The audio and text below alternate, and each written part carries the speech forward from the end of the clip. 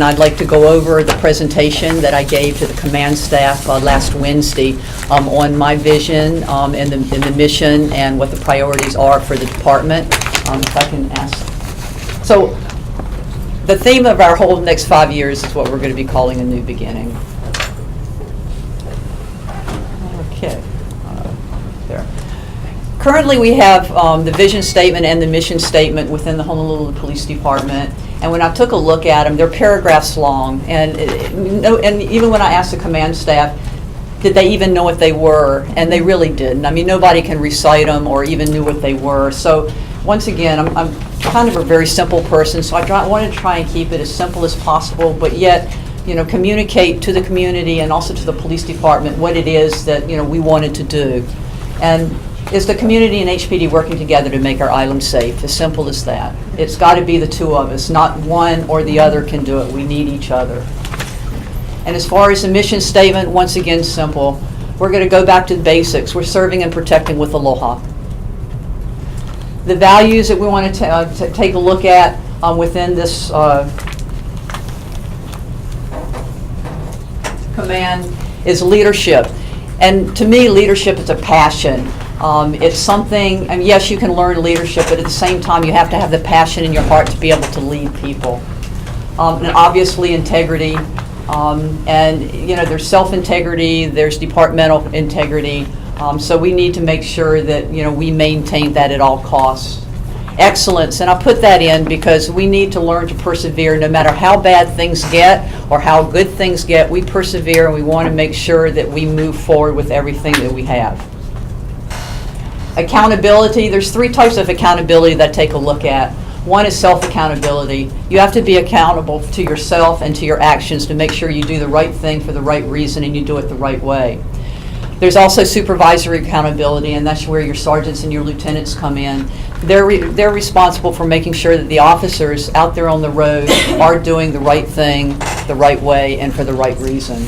And then, of course, their administrative accountability, and that's when the 4th floor or the assistant chiefs and above come into play to make sure that we're doing everything for the community and the officers that we can to make sure that the department is a success. And obviously teamwork. And this is all the employees in partnership with each other. And a good example of this is when President Trump came, we had a very small window of time to pull together a huge operation. And we were able to do it. All the divisions pitched in, all the specialized division got together. They gave whatever personnel they could. We had traffic control. And we were complimented by the president, by the governor, by the mayor for how well that we did the traffic control and everything else involving the presidential, visit. So it was really a feather in our cap for the first time that President Trump came to the islands. The priorities that we're looking at within the department is going to be prevent and solve crime, recruit and retain qualified employees, improve organizational efficiency, advanced use of technology, training, and of course, last but definitely not least, is to restore and maintain the trust between the community and HPD. When it comes to preventing and solving crime, one of the big things we want to take a look at is cybercrime. We need to increase the capacity of our computer forensic unit. Everything nowadays is computer related. Whether it's cyberbullying, whether it's computer fraud, it just runs the gamut. And I was told by the FBI not to call it data mining, but I guess I'm an old person and I always call it data mining. They got some kind of fancy name for it. Because you take a look, and the community is actually out there solving the crimes for us. If you ever go into Stolen Stuff Hawaii, they can put a picture or something on there, and by cracky, I swear, it's like 5 minutes later, they have the name of the person and what's going on. So we need to make sure that we take advantage of those resources that we have. And of course, domestic violence. We need to continue working on domestic violence. I've met with some of the Women Caucus folks, and we're going to be meeting again, I believe, next week sometime to be discussing issues with domestic violence. It's not getting better, so we need to take a look. What are we doing wrong? Is there something else that we can improve to make sure that we can reduce the amount of domestic violence that's out there? Elder abuse, elder fraud. and I kind of take this personally because every time they introduced me after I got selected as chief, I thought my name was Susan Ballard, 60 years old. So, if you could stop saying my age, I'd appreciate it. I'm proud of how old I am and what I can do at 60, but anyway. So we want to make sure that the people who are the most vulnerable of our society are not taken care of.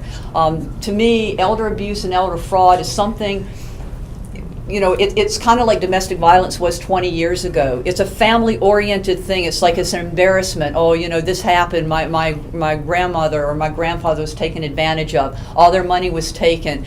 It shouldn't be an embarrassment. It's a crime. We need to report it, and we need to make sure that we get these people who are taking advantage of the vulnerable people of our population.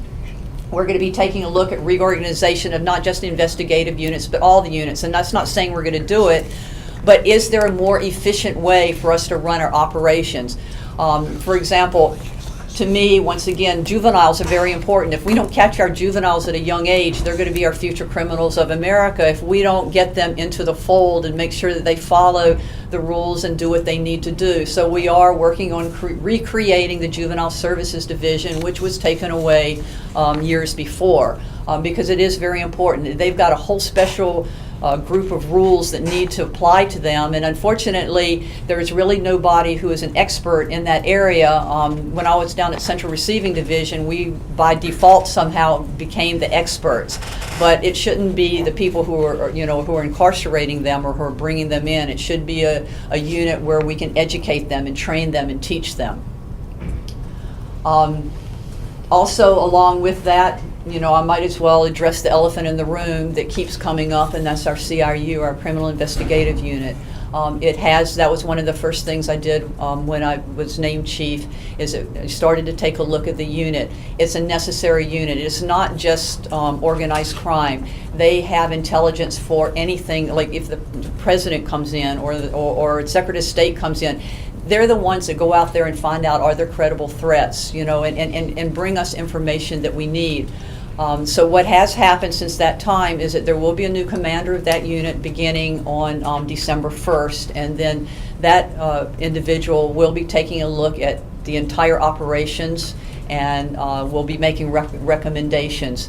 I, as the chief, yes, it's a unit that reports to me, but as I told the new commander, I do no selection of the people who go up there. It's not a friendship thing for me. It's not to reward anybody else. It's to get the best people that we have in that particular unit, because it is quite important. So the people will be handpicked. Some people may stay, some people may go, but it is being addressed so that we can move forward. We're also going to be looking at reviewing the patrol staffing and the strategies for patrol. I've given the assignment to our research analysts that they will be doing research on realignment of beats. Do we need additional beats? Do we need to realign the beats to cover different areas? Because of population increases, is a caseload heavier? What's the percentage? I mean, obviously we want 100% people out there to fill every single beat that's out there, but because of the vacancies, that's not possible at this time. So we need to say, what is the minimum staffing that we need to make sure that we keep the public safe as well as keep the officers safe? So those studies are currently underway. And of course, coordinating interagency response to the homeless. This is going to be an ongoing problem. Believe me, if I could solve the homeless issues, I think I'd be queen for a day. So unfortunately, it's going to be ongoing, but we're going to continue looking and working with the city and the other agencies to try and resolve or do the best we can to improve the homeless situation. As far as recruiting and retaining qualified employees, I wanted to assure the employees, because obviously when there's a new chief, all the rumors come out, they're going to do this or she's going to do that or whatever, is that at this point in time there is going to be no change in the shift schedules. We will maintain the 5-9 schedules. I will not entertain, of course, 312 or 410, but they won't be going back to rotating shifts because we've got enough to work on at this point in time without even visiting that particular issue. Taking a look at the standards of conduct. Are they where they need to be? Are we throwing out the baby with the bathwater? Are we making sure that we are not just discipline them, but also giving them education on what they're doing right or what they're doing wrong? Expediting the hiring process. Currently, it takes us about a year, a little over a year, to have someone sign up, and then by the time we offer them a job. By the time we offer them a job, what happens is they usually have another job, or or they're just said they're tired of waiting and they've moved on. Working with our HRD and with our Department of Human Resources with the city, we've taken a look at certain areas of the hiring process, and we're thinking if everything goes according to plan, we should get that down to 6 to 7 months as far as bringing them on board. We want to look at the disqualification criteria. Why are recruits that apply to come in not getting in? Are they antiquated criteria?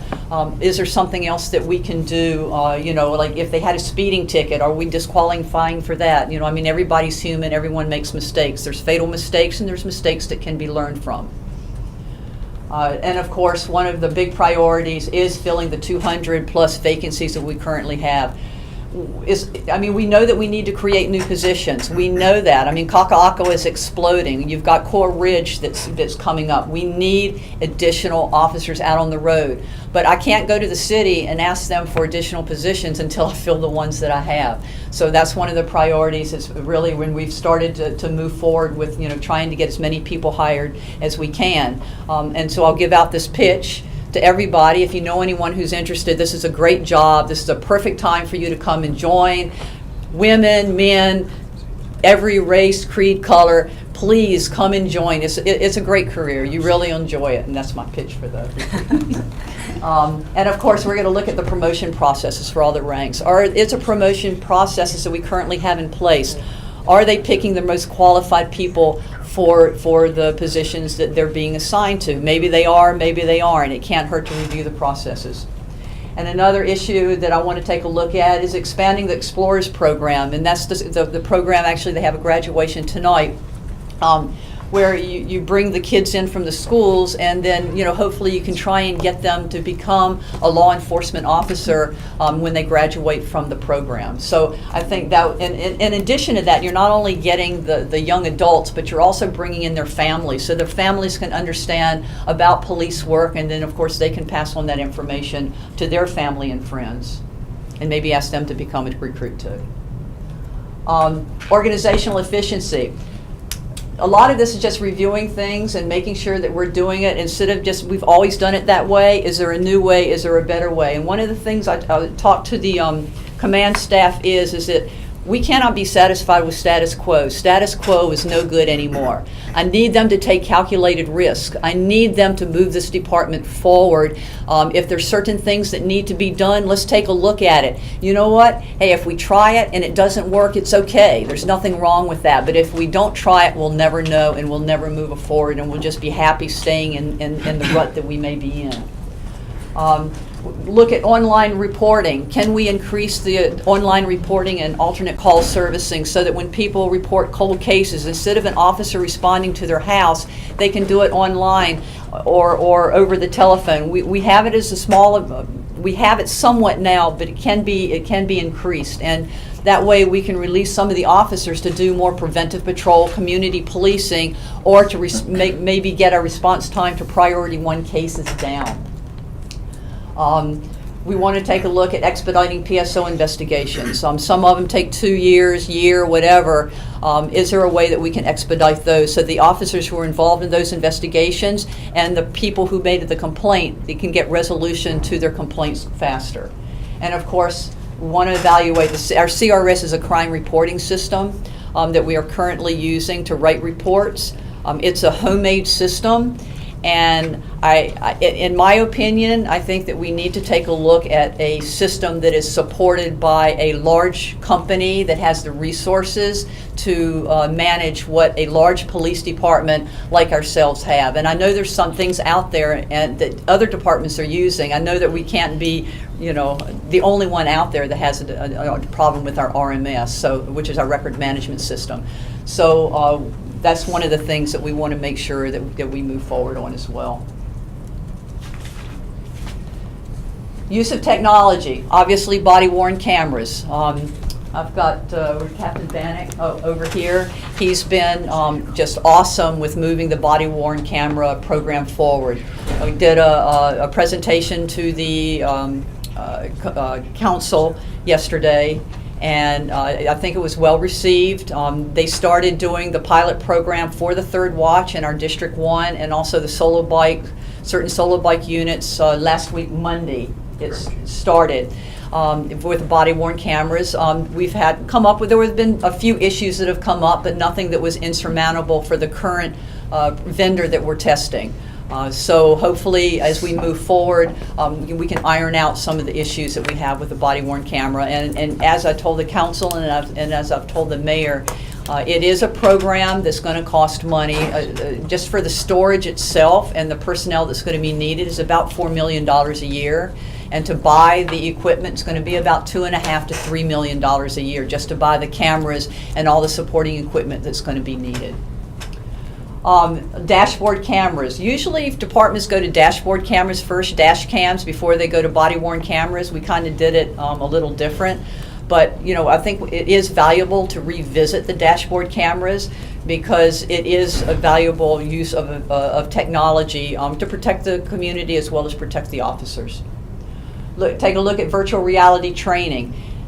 This is the latest thing, especially when it comes to recruit training or even retraining the current in-service personnel. Let's take advantage of what's out there to try and move our training, and we can still continue to have the best training possible. And this is open source intelligence. Sorry, that's the fancy word for data mining. Yeah, so that's what the FBI told me I'm supposed to call